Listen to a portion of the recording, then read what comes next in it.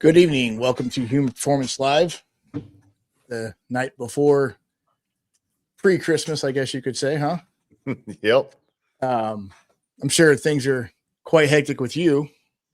By the way, we're joined with Anthony from Heroic Industries. If it's the first time you've watched, this guy's got a ton of knowledge. So if you have questions, definitely ask him all the questions that you might have right now.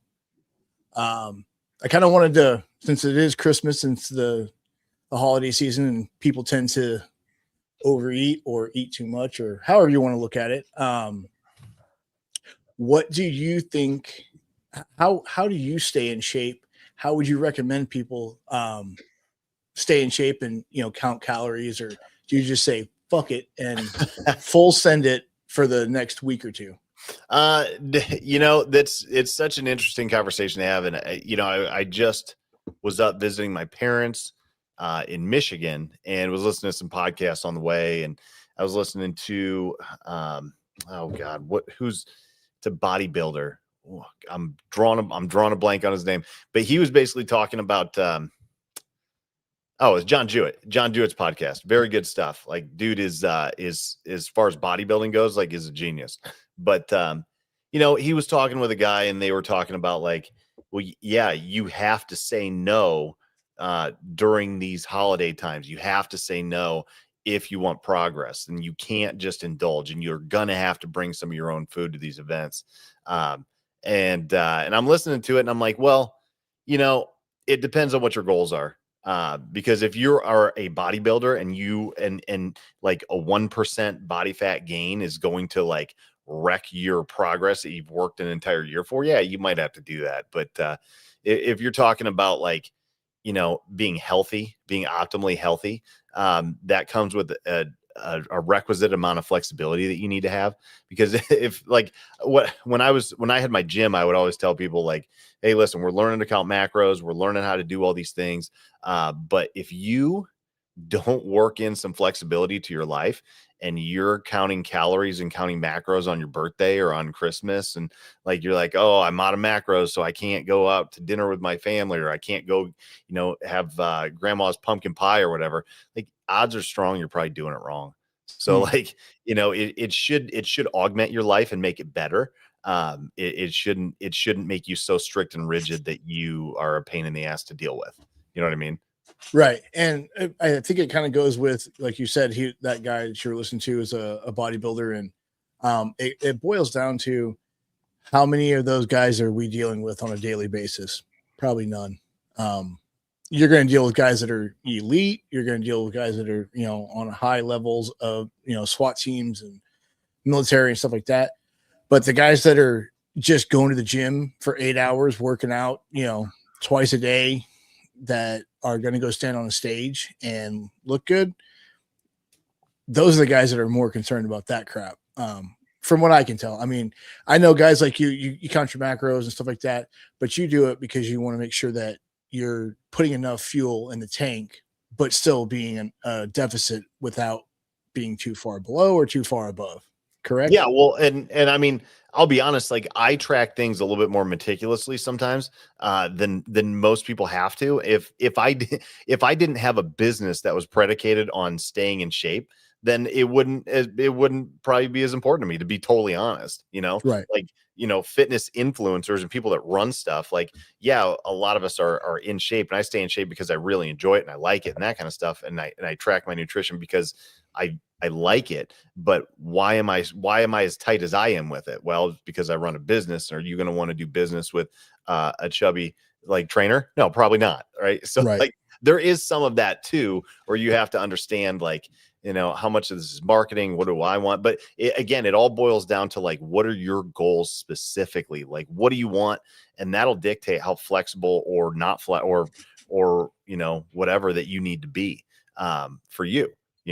So like, how for the vast majority of people, I think that it is important to, uh, give yourself the flexibility to live life with your family and your friends and take some time off during the holidays and just chill out and not worry about it as much. I think that's really important. But with that said, I also think that it's important to do it purposefully and specifically. So, I've got a party on Friday the 21st. I have another thing on Christmas Eve, and I know on Christmas Day I'm going out to dinner, or I'm going with the rest of the family to this Christmas, dinner, and that's going to be really high calorie stuff. So what does that mean? On the other days throughout that month, like maybe don't tie one on. You know what I mean? Like you've Right. got your days picked out. These are the days you're going to spend your money. These are the days you're going to have excess calories. So the rest of it, you just got to get it to balance out. So if you just play that game and you're like, all right, well, maybe I restrict a little bit the week before, not a ton. You don't need to go crazy about it, but like you get a few extra workouts in, you do a little bit of caloric restrictive before, and then on the back end, you've got a plan for after Christmas. Like don't let 3 days turn into 13 to 30. That's Right. when we get into trouble. So if you just pick your days, because you can look forward, now from right now, from the 23rd through January 5th or whenever the kids go back to school, right? You can say, I know I've got 4 events that I'm going to spend some calories, right? I know I'm going to overeat. Okay. All right, cool. So just let's account for those on the front and back ends. No big deal. It'll be a wash. I like that. Too bad I say that every day when I wake up. I know I'm going to overeat today, but speaking of I don't know if you've heard from Joe for Christmas here. He started at 475. Where is he right now? If you had to guess where he was. He started at 475, and that was how many months ago? 2.5, almost 3. 3 months. So you're looking at 12 weeks. So I don't know. What's he down? 40? 50? He's at 397. Whoa. Hold on. I want to tell you the exact one. I'm sorry. He's at 397 and he wants to be at 370 by March. Yeah. Yeah, that's doable. That is so awesome, man. That's crazy. That's awesome. He's ripping it. He's got some family things going on that he's dealing with. And I was like, well, it doesn't matter what what life throws at you. He was here in Kansas dealing some stuff with his daughter, and so he had some time to really concentrate on himself. And he would get up in the morning, he'd go to the gym, he would walk to the gym, which is a mile, work out, walk home another mile. So he was putting in the work, he's putting in the time, he's putting in the effort, he's putting in everything now. And he's over the moon about how good he feels. And, we helped him get his testosterone and his hormones dialed in the way they're supposed to be. Yeah. Good. So it helps him on the back end. And then he's taken a small amount of tirzepatide to try to help eat away some of that visceral body fat and some of the other shit that's in there that, he can do it on his own, but it's going to take him X amount of time longer. Nobody said a little bit of chemical help will hurt you. So yeah, man. I mean, there's no harm, especially when you're talking about 475 and you're talking about like, if we don't get this in check, there's going to be serious immediate consequences. You know what I mean? Like there's just no way around that conversation. So like you use whatever is at your, availability and access to help do that, and you're talking about doing it in a responsible, appropriate, medically approved way, right? It's not like we're, using meth and like other. Hey, that'll do it. That'll fucking do it, man. Get a hold of Walter White. You'll be set. So the thing I was thinking about this earlier today about how telling people, like you just said, it's okay to indulge. It's okay to have fun on the holidays. Now, because you look at things on the psychological side too, and I'm trying to help anybody that listens to this, basically. I want them to look at it on that side of it too. When it comes to preparing for these events, you know, birthdays, holidays, anniversaries, because you're going to want to go out. And you don't want to be that fucking stick in the mud that, oh, I got to eat this boiled chicken and fucking Yeah. hate life. You know, I Right. get that. If you're going to the Arnold Classic or you're going Yeah. to something like that, great, Yep. do that. Get it But done. if you're not doing that shit, it's okay to cheat because who the fuck are you cheating? Right. I can't stand that when people say, "Oh, it's my cheat day." Yeah. Yeah. What do you I'm not mean cheat day? right. I'm not a big fan of that either. It's never really made sense. Like, well, you know, like you have to factor these things in, and if you factor it in, it's not a cheat. You know what I mean? And Right. if like so why would you even say that? Like it's like, oh, it's okay just to go off the reservation a little bit. No, it's not. Like just plan that in because you know realistically, like that's how it's going to be. Like I mean, the analogy between like nutrition and finances is direct. Like it's the same shit. You know, you can't overspend or you'll be broke. Like Right. that's just how it is. Like you can't. Unless you're the US government. Well, that's true, right? Unfortunately, your body doesn't operate like that either. So, Oh well, shit. like, yeah, darn, we can't just suck and always continue to exist, right? It's like a police Yeah. department. So, so Bang bang. We covered the whole yeah, government today. right. But yeah, so like you can't overspend or you're gonna be out of money. You know, Right. difference is for most of us, once we spend all our money, it just doesn't exist anymore. So we can't overspend. But then you're living on credit. So credit's kind of the version of like overeating, where it's like, dude, you're out of your calories, but you're gonna overconsume, like you're gonna gain body fat. You're operating in a serious, like, you know, like nutritional credit debt, you know. Right. So like that's kind of how it is, man. Like, but if you operate within your budget, like then it works. And it just kind of sucks. Like it's just like money. Again, some of us have a shit ton of money and we have like extra finances. Those like and those of us that like, you know, if you decided from an early age that you're really going to take care of yourself and make sure that you maintain, you know, strength and body mass and like all these things, that it's going to give you more flexibility later in life to be able to go out and you know, like go on food binges and it doesn't affect you as much as people that have not done that. So Right. if you've made certain decisions throughout your life, you get consequences one way or the other. That's just facts of life, you know? Right. Right. Yeah. So I have a question. This is it's kind of within the same vein, but kind of off the rails a little bit because I want to test your knowledge a little bit, and I want everybody else to understand, you know, really the amount of intelligence you have for this because of how passionate you are for it. Um, so in 1986, 1987, statins were brought online. Mhm. Statins supposedly help control your cholesterol being created in your liver. Except that's not true. They actually stop your liver from creating said cholesterol.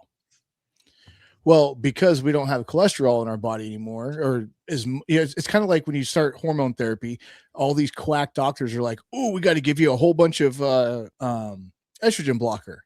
Well, you Mhm. crash the estrogen system, and that we just start having problems.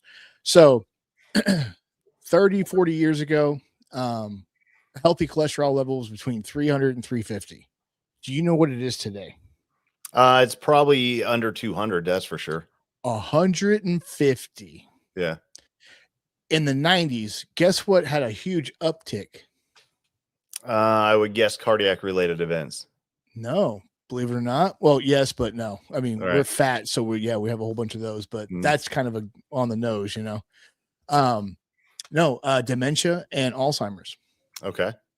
which is a brain disease, right? Mhm. Well, when you starve something, what happens? It dies, right? So the same thing with your brain. When your body is not creating enough cholesterol for your brain, because our brain needs as much cholesterol as you can send it, um, it starts to die. So, have you had any exposure to any of that, Yeah. like statins and stuff like that? Yeah. So like when you talk about cholesterol, dude, this is such a complex issue that you can't. And this can be really dangerous to listen to, like sound bites and clips and stuff like that. Like you have to do your research on this for you specifically, and that includes getting a lot of blood work done. Yeah. So this is, I'm just going to be totally transparent and honest. This is my story, right? So like I've always had high cholesterol. My family has genetically high markers for cholesterol. I think my mom's like 300. My granddad was always 400s. My sister almost didn't get in the Air Force. She had to get waivers for it. So like that, like it's super high. I believe the term is like hypercholesterolemia or something like that. It just means genetically we have really high markers for it. For some reason, like probably 3 years ago, I went and I was like, I'm curious. I'm going to get a heart scan just to see what my heart looks like. A guy on the department had a heart attack on shift, and I was like, I'm gonna get mine checked just to be sure. And and then another buddy of mine that I do jits with had a full blown heart attack. He thought he had a rib out, and turned out he had to have a stent put in. Right, Oh shit. dude's in great shape, right? So I'm like, fuck, man, I should probably get this checked. I know my cholesterol's always genetically high, but I've always said like I ain't worried about it. I'm listening to all these people on YouTube and stuff talk about like, yeah, it's just dietary. If you eat a high fat, low carb diet, like your cholesterol is going to be high. So I was kind of wrote it off because I didn't have any other markers. Mhm. And I was like, well, my buddy's having a heart attack. I'm seeing people have cardiac issues. Like, fuck it, I'll just go get this checked. I'll pay the $50 or whatever. Turns out I have some plaques building up. And I was like, not a ton, but I'm like, so I talked to my doc, and he's like, well, at your age, which was, I think I was like 39 or 40, he was like, it should still be 0. So like you have some markers here that you're getting some plaques built up, and you have high cholesterol. So like we should probably put you on a statin. And you're right, the statins, what they do is they basically nuke your cholesterol, like good, bad, and everything. Like boom, smash it down. Like that's the whole goal. It's just like napalm. Let's just crush it all. That we bring it down. And there are studies that show, like chronic exposure to LDLs increases mortality rates. Period. Right. Right. And there's a million different reasons as to why, but like Lane Norton talks about this a lot of times, like a low dose statin. Like he's on like 5 milligrams a day. I believe last I heard, but he talks about this all the time. He's like, yeah, my cholesterol's high. I'll take a low dose statin, like lower your LDLs. It'll probably make you live a little longer, right? Statistically. Right. So I went on a statin, and then in the process, I started getting more blood work done because I wanted to understand what's going on. Cause like there's HDL and LDL. HDL is your good cholesterol, right? Mhm. LDL is your quote bad cholesterol. But that's not entirely true either, because there are also inside of your LDLs, there's particle size, right? So there's large particle and small particle. And if we back up just a little bit, like cholesterol is nothing more than a transport molecule. Right. So like it's not inherently like a bad thing unless your specific markers are bad, right? Right. So like you have to dig in and you have to like peel back these layers.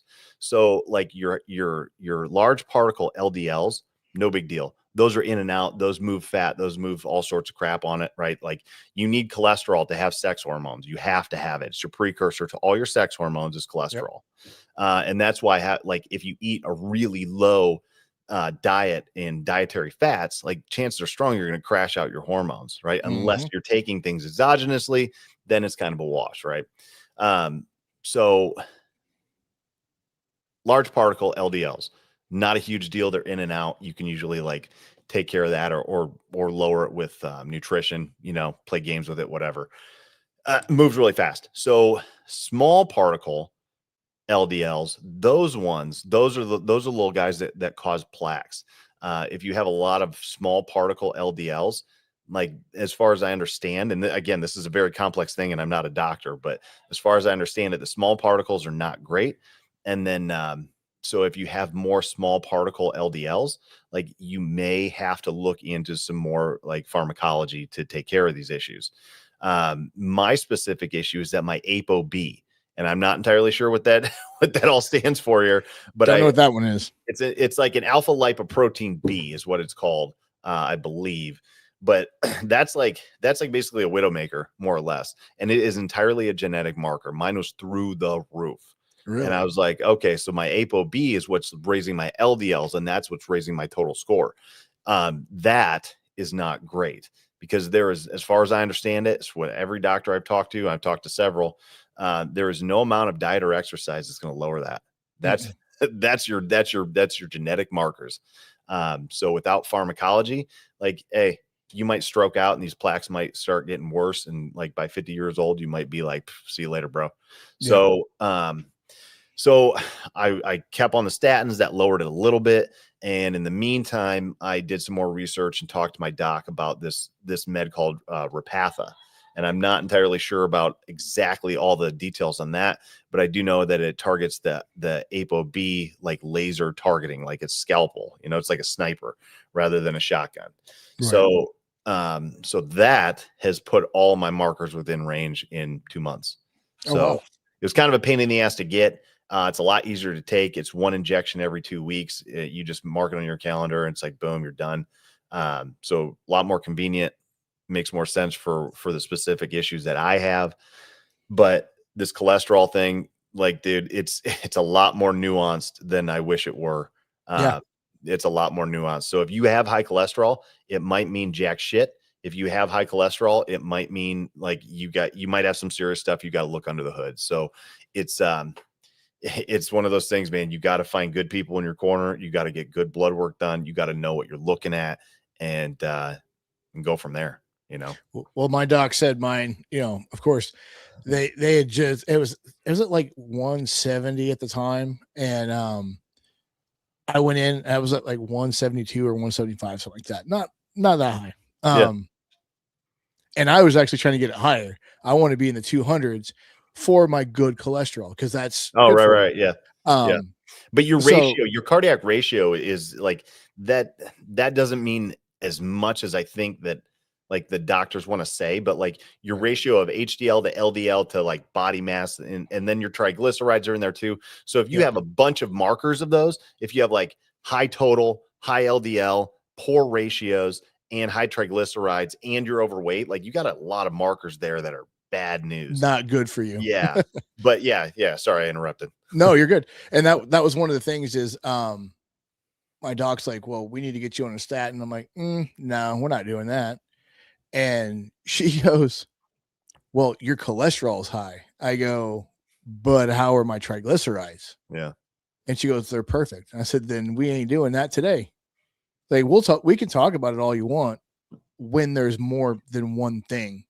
You know, it's like, I talked to a guy today that his wife is on a program with another company, and they're thinking about switching over to us. And the doctor just put her on testosterone. That was it. Yeah, that sounds how like the fuck do you do that? So I was like, yeah, she needs to talk to our doc. He'll straighten her out. He'll get everything ready. He'll look at her labs, talk to her, find out what's going on with her, how she's feeling. And, you know, because your numbers in the end, your numbers are just a number. It depends on how you feel. Because, I mean, we've had guys that came to us, they're at 550 and they feel like shit. Yeah. And then you have to explain to them, well, that 550 that the doctor is trying to convince you is important is actually really not that important. What's important is the free testosterone. Right. So when that is at, 2, that's a fucking problem. Right. So, yeah. So there's a lot of things that are nuanced, but at the same time, it's kind of on the nose, and the doctors know it and they don't give a shit. Well, it takes more work to figure out. And that's where I think that, like, you know, whether you're a cop or whether you're in the military or whether you're a doctor, there's the normal bell curve will always work itself out. Most people are just okay at their jobs, and doctors are the same way. So if you don't find somebody that you're like, this dude knows his shit, find a new doctor, man. Like, they're out there. But like you hit the nail on the head too with the numbers thing. You look at the number is a red flag, and it might be nothing, man. Like, you're like, oh, the number of like cholesterol, right? My cholesterol is high. Okay, well, look under the hood, figure it out. What are your symptoms? Well, my number is high. That's the only thing. I don't have any plaques. I don't have any side effects. I'm not overweight. I don't have any of those other markers that we just mentioned. It's like, okay, well, then your risk factor is probably not that high. We Right. definitely have time to get more blood work, figure some more stuff out as to why it's high, and then go from there. We don't need to put you on any meds yet, probably, you know. I wonder how many people go to the doc though, and the doc's like, "Oh, your cholesterol's a little high," and they freak out. Yeah. Oh, I need to be on this. I need to be on that. Yep. And it's like, dude, no, you don't. And most docs aren't going to argue with you. They're just gonna be like, okay, Right. It's like, No. Yeah. what the They- fuck?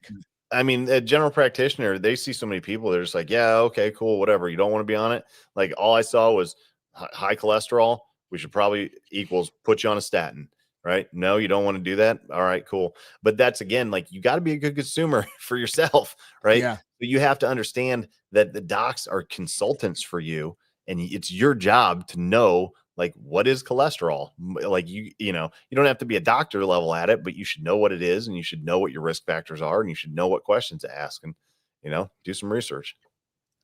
All right. I have a good question for you, Anthony. Are you ready for this? Sure. Here it comes. What's y'all's take on taking too much caffeine? Well, too much of anything is too much, right? Is it something I should just accept and go hard, or is it dangerous? Well, anything in excess can be dangerous, obviously. But you hear about a lot of guys that are, big into powerlifting and stuff like that. They'll take caffeine, nicotine, whatever, right before they go lift heavy. And caffeine can be good, but if you're drinking a pot of coffee by the 9 o'clock in the morning, it's probably not healthy for you and probably not good for you. Yeah. I mean, caffeine. All right. So there's like a lethal dose of everything. So the LD50 for caffeine is really high, but I mean, it could kill you if you if you drink enough of it or if you consume enough of it. But I mean, it is addictive. It does have addictive properties. That's why you get withdrawals when you go off of it. It does cause like increased cortisol. It does disrupt sleep. It does those things. So, like, I don't know, I would say be judicious about how much you consume and just be aware, it's really good for like, pre-workout. If you like every pre-workout under the sun has an ungodly amount of caffeine in it. Yep. I think too much. I think that is something that I think dudes get really addicted to is the pre-workouts, because they make you feel so good, man. Like they get you really jacked up to go train, and then your training's really a lot better usually because you're so jacked up. So you smash a good workout, and then it just creates this like feedback loop where it's like you need it all the time, and then you get into some like dopamine stacking stuff where it's like, and then all of a sudden, like you can't train without your pre-workout and your music and all these things. It's like, dude, like just go fucking work out, man. Like you don't need all that crap to do that every single time. So yeah, I mean, that's a lot of different layers to that, but, yeah, man, it's, I don't know. It's not the worst thing in the world. It's not the best thing in the world. I don't know. I have heard, people say like wait about an hour, like 60 minutes between waking up and consuming your first bit of caffeine.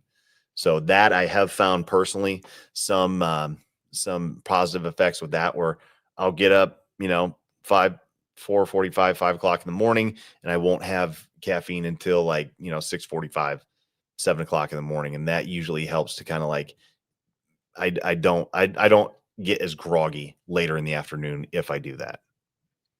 I'm just going to say, oh, hell no to both of those things you just said about getting up at 4:45 and then having your first cup of coffee an hour later. Hell no. Well, that's just because my shift starts at 6. So, oh, that makes sense. So yeah, I heard that too. And then your body loses its ability to wake up itself.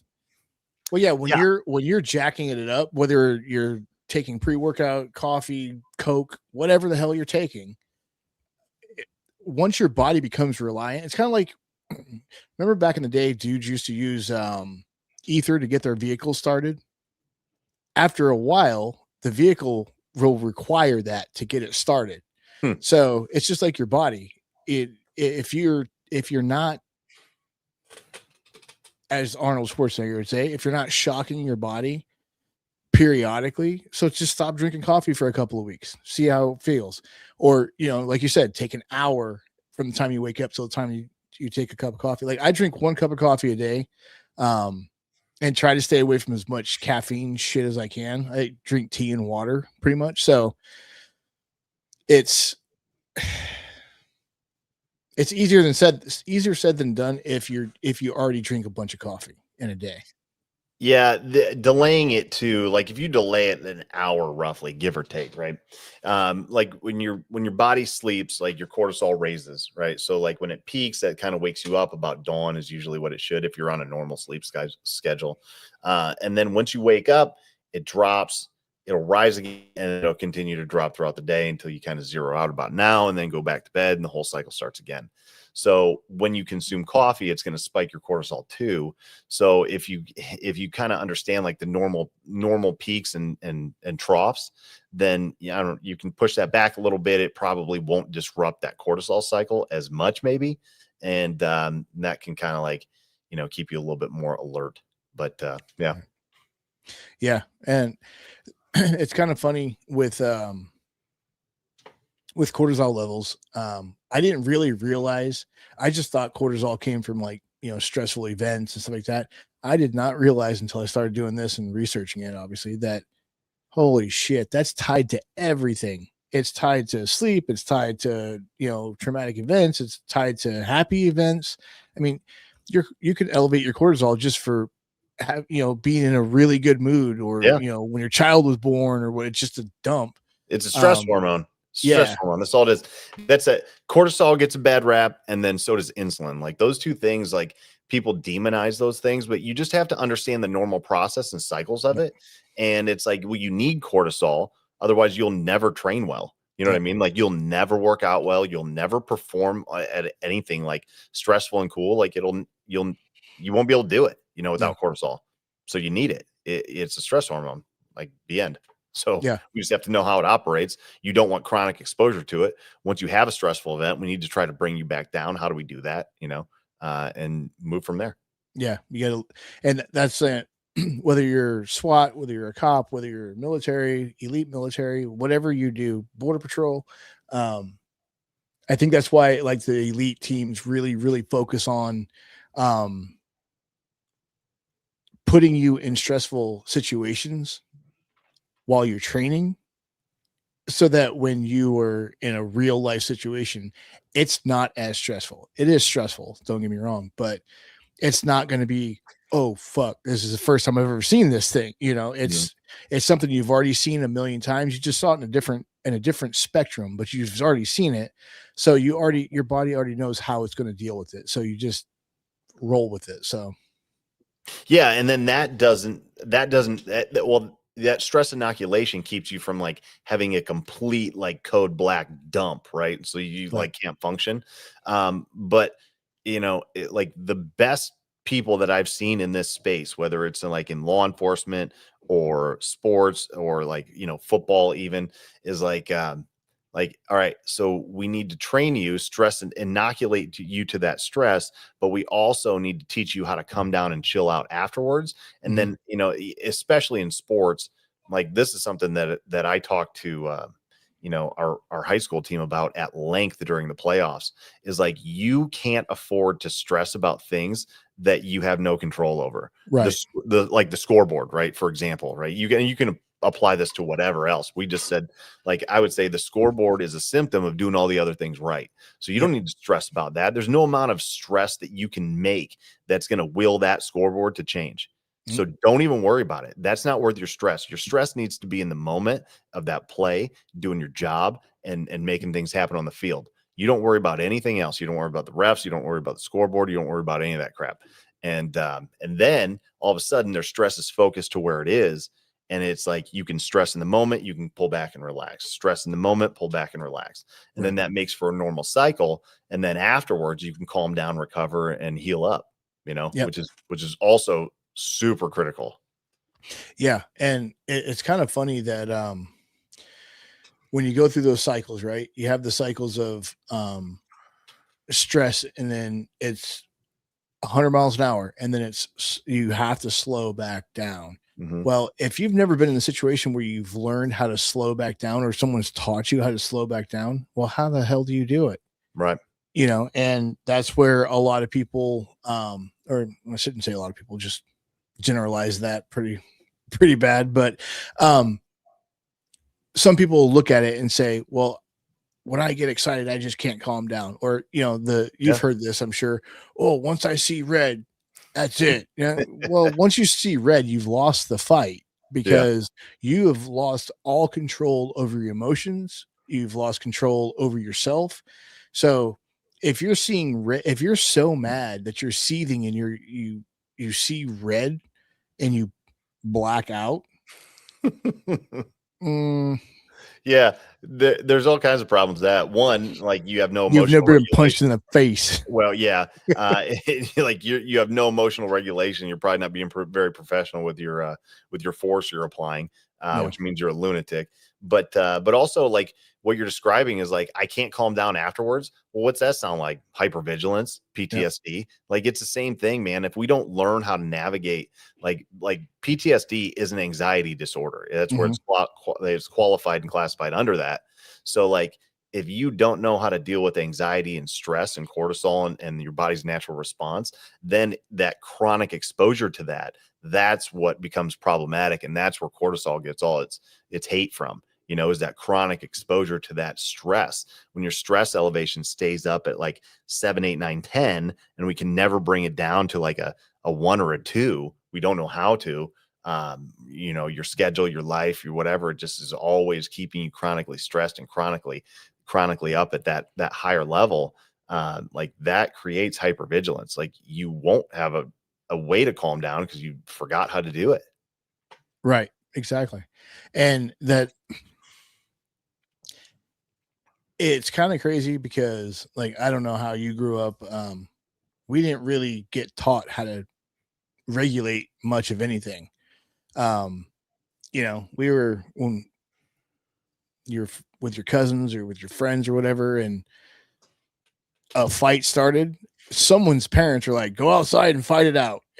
What? This is fucking gladiator school. And they didn't care. Go out and fight. If you want to fight, you're talking about it. Take your asses outside and go do it. And then when you're done, come back in and have a popsicle. Right. So I don't really think that was the best way to teach people how to modulate their anger. I don't know. I'm gonna throw this out there, right? Not to entirely disagree with that, but I almost think that's a healthier model than it's like, all right, so like we have an issue, like, and tension rise. It's creating like a lot of stress in the environment. Everybody knows that we have beef. We're ruining everything else around us because, like, dude, these Right. motherfuckers hate each other. Hey, why don't you guys just go outside, kick the shit out of each other, get it over with, and come back in? And Right. then like you go outside, you fight your brother, you come back in, you have some popsicles, everything's calm. It's like there's a little bit of blood to clean up, and it's like, are we done? So what Yeah. you did is you pushed that stress response over the edge, you got it done, and now you're bringing them back in and kind of regulating, sort of. Now the way you could make that and wrap that up, it'd be like, now what the hell were you guys fighting about? How do we not do this in the future so we don't have to kick the shit out of each other? How do we do this? Okay. If you had a little bit of talk to the back end of that, I think you're all good. Now, Yeah. in today's model, where we have like hyper feminized schools, and I'm going to go off on some tangents here, like especially the boys, like they get told, sit down, shut up, and basically act like girls. And Mhm. really, it's like those kids just need to go beat each other up. Send Yeah. them to a mat room, send them out in the playground, have them go play some aggressive, violent games, beat each other up, and then bring them back in, dust them off, and have them sit calmly. Yeah. Like they'll do fine with that. That's how we're wired. Yeah. But when you just say like, hey, you can't go do that, you're bad if you do that, then you run around with all these like tensions, elevated chronic stress responses for our boys. They can't focus. Like, no wonder, like they're not wired to do that, man. Like Yeah. you got to look at that. And I would say that model is a lot less effective and creates more issues long term, with especially male development. Right. So yeah, I actually like your model. Because they go out and they handle what they need to handle, and then because when it comes to guys, whether we're young or old, doesn't matter. If you're trying to be rational to us when we're being irrational, That's human beings in general. But yeah, I it mean, don't work. It's just like, go tell your wife when she's pissed off at you, calm Bingo. down. Yeah, right. Yeah, that's a great idea. That's a Right. great way to wake up with a fucking pillow super glued to your face. Yep. So, and guys are innately from birth, we come out of the womb wanting to test the boundaries, just like in the wild. You know what I mean? At some point, the young gorilla, the young tiger, the young lion is gonna test the king of the hill, Yeah. and they're gonna keep testing until they either become the king of the hill or they die.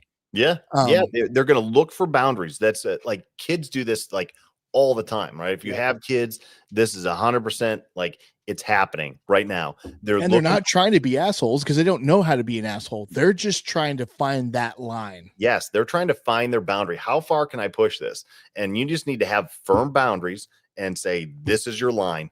And then when they hit that line, then you have a consequence for them. You know what I Yeah. mean? Like that's honestly, this is how I approach like use of force at work, like almost exactly, right? I give you a boundary. If you violate that boundary, there's an immediate consequence for violating said boundary, right? Right. And if it's a safety issue for me, it'll be a physical response and a physical consequence. Right. Well, and that in your job, you have to be that way because you don't know, I need you to take your hands out of your pockets. Yep. I'm not telling you have to sit down. I'm not going to handcuff you. I'm just asking you, please take your hands out of your pockets. Well, if you keep fidgeting around in your pockets, even I'm going to think you got a gun or you have a knife or you're going to lunge at me. So I'm going to get hyper vigilant. And, I don't necessarily think that's just like a cop as well as just, I think that's just any man, or any male, or any even women that pay attention to their surroundings and don't trust what people are doing. Right. So, but yeah, when it comes to like with your kids and stuff like that, what is your thoughts on kids' diets? Because I struggle with this because I have two boys under the age of 5 and 7, right? They burn through food so fast that I really don't think that it fucking matters what I put in their body. You know what I mean? And then there's days where I'm like, oh, you look like you're kind of lethargic. Maybe what'd you have last night? But they don't drink soda. They don't drink any of that crap. They drink water all day. They'll have juice occasionally, but both of them cannot stand soda. They've tried it. They don't like it. But they eat healthy. They eat chicken. They eat, like last night, the 5-year-old had fish. And so it's like we eat healthy, or we try to eat as healthy as we can, obviously with, today's market. But you see these kids that are obese and overweight and stuff like that. And I wonder if it's maybe genetic, or if it's their parents just let them overeat, or if their parents let them eat whatever the fuck they want. Yeah. And to me, it's a shame because they're going to get big and every emotion they're going to pack into food.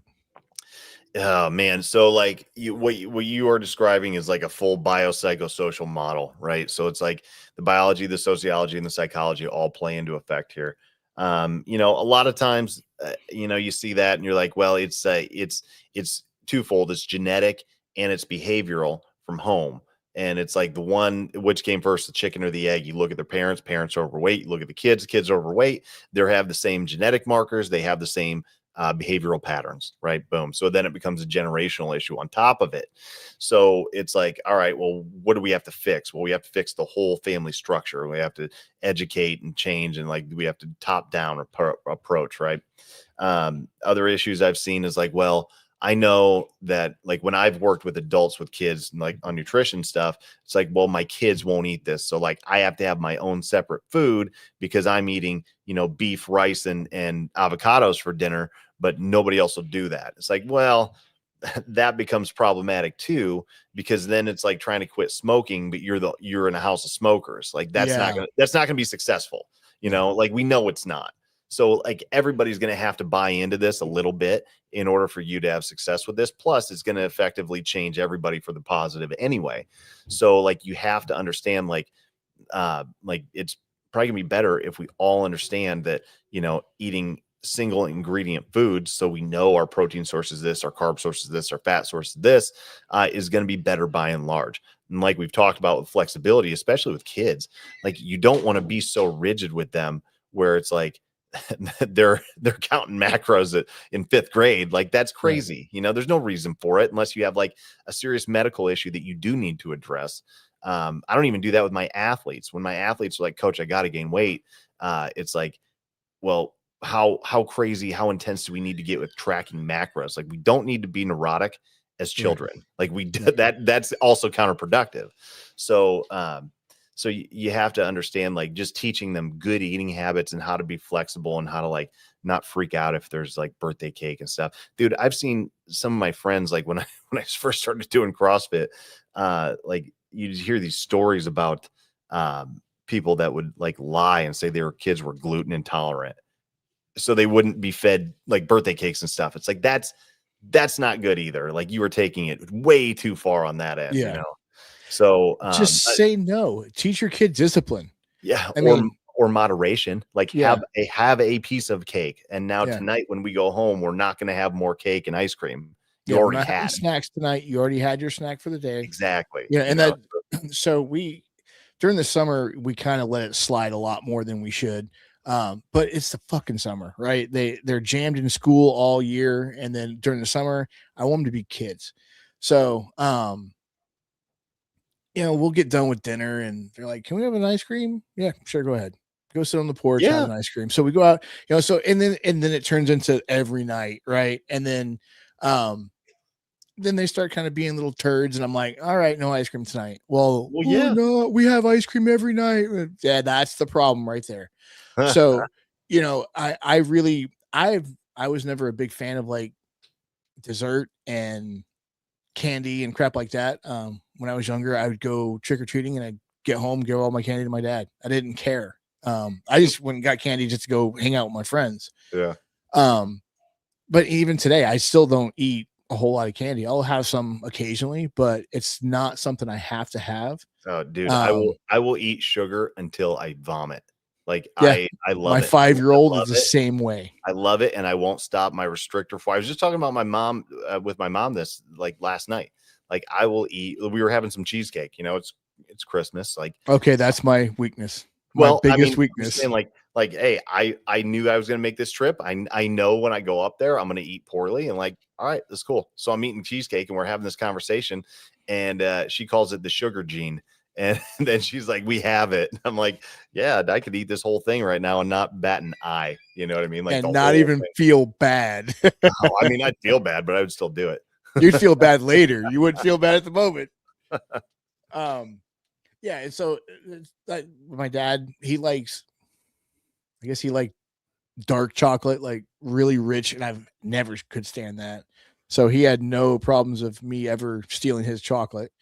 But it's trying to teach my 5-year-old the moderation of food and, you know, sweets and stuff like that. And, cause I don't want them to not want to eat whatever, you know, candy, whatever.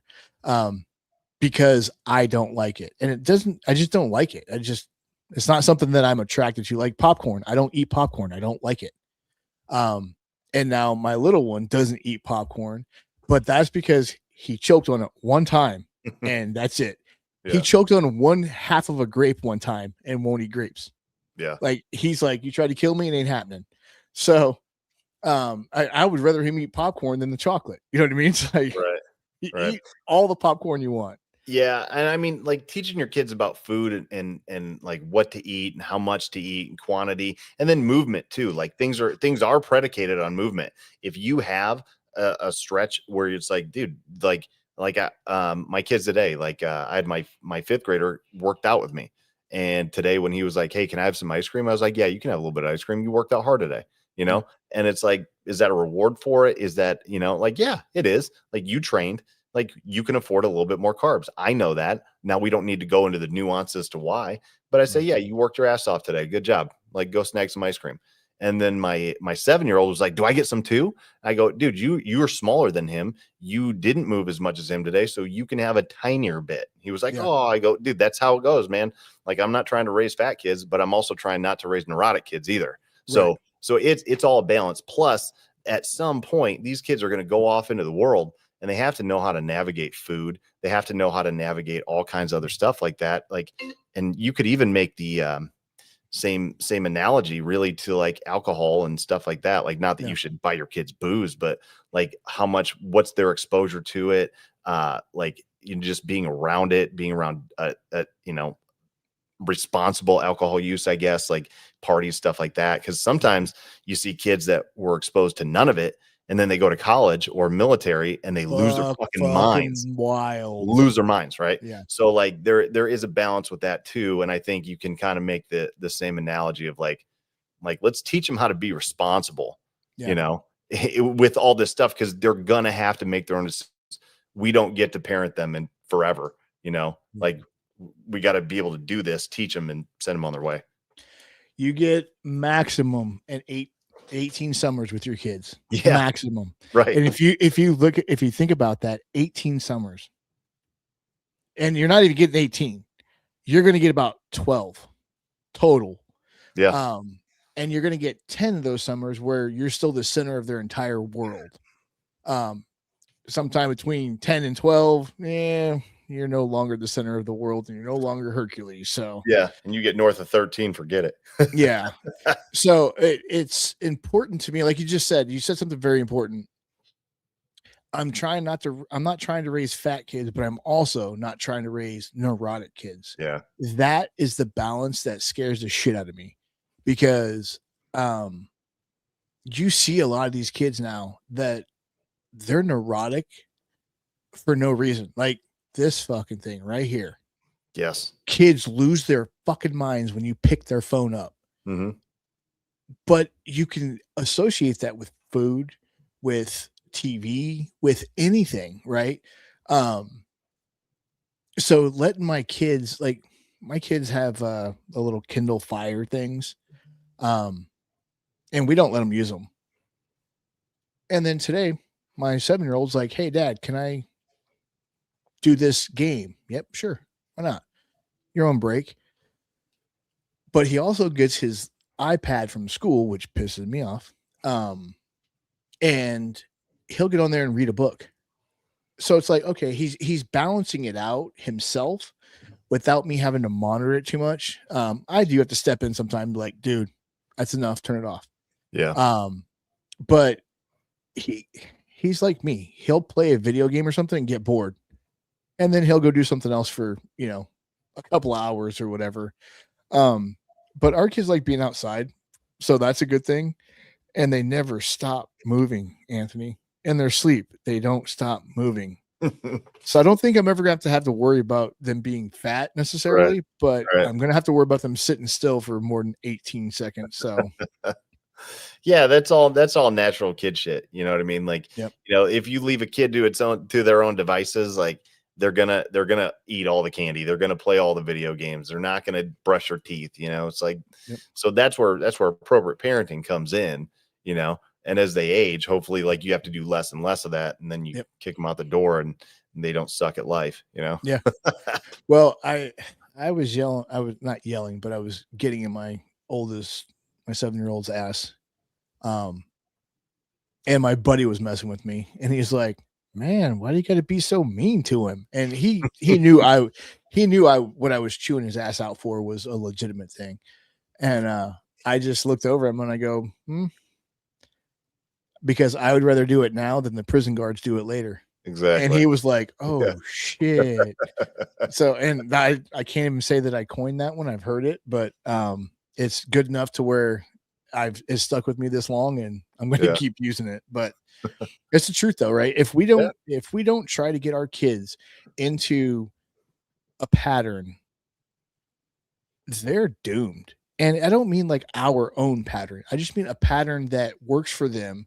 Eating, sleeping. We got our kids now. We have those skylight things. It's like a picture frame, and it cycles through shit, and then it also has a calendar so you can keep track of stuff. Well, it also has a chore list that both the boys can go over and touch it. They get Oh, on cool. their chore list, Yeah. and they're like, okay, I made my bed, done. Made this, done. And after they get, I think 250 points or something like that, they get to go out to fun run or go do something fun. Oh, and that tracks it all right in it. Yep, it Oh, tracks that's the amount of actually points cool. that they get a week, a So it day. gamifies that. Yeah. Yep. Yeah, hopefully I don't raise them right or anything. Okay. Hopefully you raise your kids right. Hopefully I didn't raise them right or anything. Okay. I'm confused. Unclear. Yeah. Okay. But yeah, so I think that keeping our kids engaged with the things that we like, but not making that the important part. The important part should be what they like, but you have to find that. Like my 5-year-old, my wife's like, do you want to go play football? He's like, yeah, but not this year.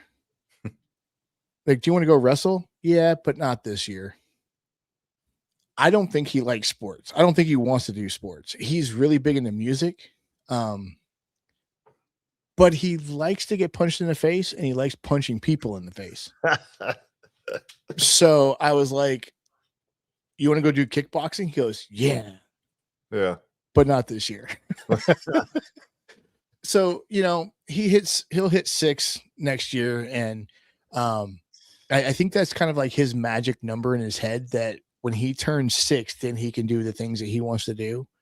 So I think when he hits 6, I'm gonna be like, all right, dude, you don't have a choice. We're going to kickboxing. So Yeah. Well, and I think that's kind of a default mode with every one of my kids. I've seen the same thing. Like, hey, do you want to go do this? No, I don't want to go do this. I'm like, well, last time we went to football practice, you liked it afterwards. He's like, yeah, I don't want to go do it now. And my oldest did that. My second did it. My younger 2 are doing it now. It's like, well, just go make them do it, and they'll be fine. Like, you don't have to do it forever, but like, do I have to go to wrestling practice? Yes, you're going. And then at the end of it, I bet you have fun. And you every made time, a commitment to a team. You're going to stick the commitment through. yeah. And even if they didn't make the commitment, they're still going to go do it, because I'm saying that sports are good for you, and you're going to go learn how to work with other kids, be athletic, and do all sorts of stuff that sports give you. Same thing with like, do I make you go to school? Do I make you do your homework? Yes. And yes. Do I make you learn a little bit about art and music? Yes. Like, I'm going to make you do all these things so that you're a well-rounded, good human, and you have a lot of different experiences to go out in the world and be a successful adult, and sports part of that.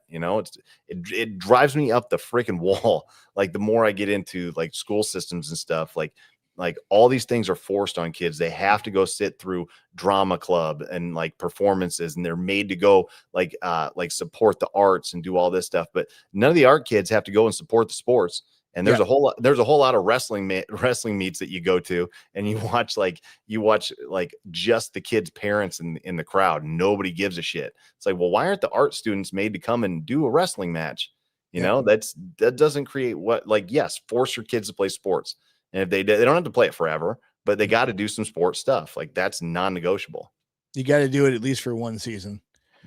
Yeah. And then if you don't like it, if you hate wrestling, let's say, we don't have to do it next year, but guess what? You're going to do something else, and it's going to be sport related, like that's I don't think it has to be like competitive. Cause some kids just are not competitive, and they don't care about being, in competition and stuff like that, which is completely fine with me. But I think when it comes down to it, if you can get your kid to go do something where they're just moving, whether it's, go find some old person and go for a walk with every day. I'll count that as your sporting event, because you're moving, you're doing something. Because I've met quite a few kids that they're just not interested in sports. They like watching sports on TV, but they do not want to actively participate. But they also don't want to be fat. They also don't want to be this. They don't want to be that. So trying to get them and teach them, hey, it's okay to not do sports, but go get into jiu-jitsu, go get into, Tai Chi, go get into fucking Billy Blanks, Zumba, whatever you need to get into to get your body moving daily for 15 minutes a day. What's the old adage? If you do something for 15 minutes a day, every single day, you'll be better than 97% of the world at that event. Yeah, I mean that's talking about like looking at something from a serious long-term standpoint. Yeah. I would say like, yeah, that's fine. You know, but especially for kids through their development, I think that like a team sport, especially at some point for multiple seasons, I would say, like is it this is for me, and I see benefits where I would say like, hey, yeah, you could make an argument that like this is a this should be a non-negotiable. Like learning how to compete healthy, Mhm. like from a good standpoint, is critical to being in society, right? So you Mhm. need to learn how to win, and you need to learn how to lose, and you need to learn how to work with other people. You need to learn how to be told you're really good at this. Good job. Go get on the field or whatever, and go do it again. And you need to be able to be told you're not as good as Johnny. Go sit down. If you want to be as good as Johnny, like here's what you need to work on. You know Yeah. what I mean? So like all those lessons, like they just develop you as a person and as a leader, and it's so critical to just development that I think it's sad if kids aren't made to do sports, and unless you push them to do it. And I'm not saying you have to be a psycho about it. I'm not saying Yeah. like you have to be like, you know, like Varsity Blues psycho, you know what I mean? Like that kind of parent, like there are those parents, and they're everywhere. But They're in and that's Texas. and well, they're tell I've seen like I help coach varsity football in Indiana, and I see it here. You know what I Yeah. mean? Like I see it, and it's sad, and it's bad, and it's like it's not good for development, right? You can No. take this too far, but just throwing the baby out with the bathwater and saying like, well, some kids aren't competitive. Well, it's like, well, they're going to have to be at some point. Like Yeah. so in life, you compete for things, and sometimes you don't have a choice about it. You know, do you want a job? You're competing. Like, Right. do you want to find a mate? Like you're competing. Yep. So like you have to learn how to do this stuff, and you got to figure out some way to learn these lessons before all of a sudden like you're thrust in the middle of it as an adult, because then Yeah. you'll suck at it. And you have to do it the healthy way too, right? Yeah. And um learning that is, I think, the hardest part about the whole thing is learning how to do all that the healthy way. Yeah. Well, and there's mistakes along the way. That's why I think it's really good to get kids into sports, is because you can screw up bad. And it's like, hey, cool, we're practicing. Everything is Yeah. practice. You know, who cares about the fifth grade championship? Nobody. You know who Right. cares about that? Like in a year? No one. You know who cares about that in a month? No one. You know, it's like, what are we practicing for? We're practicing for things down the road, you Yeah. know, and that's what matters. We're building the house with one block at a time. Exactly. Yeah. Yeah. Well, Anthony, we're at a little over an hour again. I think every time we get together, it's over an hour. And it's always good knowledge. It's good stuff. But I have Christmas gifts that I have to wrap because I Same. have not Yeah. done it yet. Yeah. Yeah. I suck at it. Tomorrow's every year I put on Die Hard and Die Hard 2 and wrap Christmas presents until about 2 a.m. That's my thing. Nice. So I will put on tomorrow morning. I'll do some tonight, but tomorrow morning I'll put on Chevy Chase's Christmas Lampoon's Christmas Vacation. Yeah. And then I'll watch Die Hard after that because it is a fucking Christmas movie. I don't care what anybody says. Oh yeah. It happens on Christmas. Come on Dude, now. check this out. Nice. Hans Gruber falling off the tower. That is awesome. So you got one of those, huh? Yep. As soon as it hits the 24th or the 25th, we're at Christmas. That is so cool. I like that. I'll have to get one of those. I saw it, I think online or something. I was like, oh, I should probably get one of those before the boys get old enough to really understand what it is. And then it's a tradition by then. Yep. So, all right, brother. Well, I appreciate you. Have a Merry Christmas. Everybody out there that's stuck around, thank you. And Merry Christmas. Happy New Year. We'll have one more show before the new year next Tuesday. Not really sure who we're going to have yet, but we'll find out next Tuesday. everybody have a great night, and we'll talk to you soon.